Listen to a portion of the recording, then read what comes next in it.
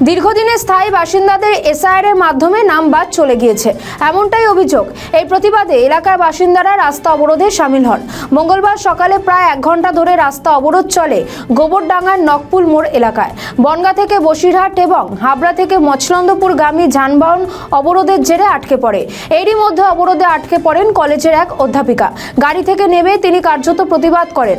অবরোধকারীদের সঙ্গে বচসা চলাকালীন তিনি জানান কেন এভাবে হয়রানি করছেন। কিছু সময় পরে অবশ্য গাড়ি ছেড়ে দেওয়া হয়। রাস্তা অবরোধের জেরে বহু মানুষ হয়রানির শিকার হন বলে অভিযোগ। এসআইআর নিয়ে যে একটা বিভ্রান্তি, একটা চক্রান্ত, বৈধ ভোটারদের নাম বাদ দিয়া, এটা আমরা বেড়গুমন গ্রাম পঞ্চায়েতের সাধারণ নাগরিক আমরা এর প্রতিবাদ করছি।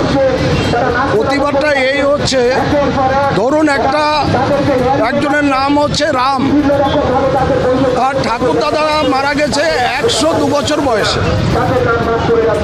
আর তার বাবা মারা গেছে 100 বছর বয়সে। আর রামের বর্তমান বয়স হচ্ছে 40 বছর। তো সেই 100,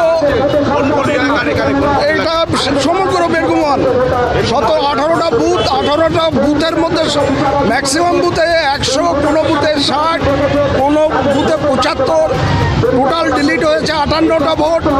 আর প্রসেসিং আছে যেটা হচ্ছে বিচারাধীন, সেটা হচ্ছে 900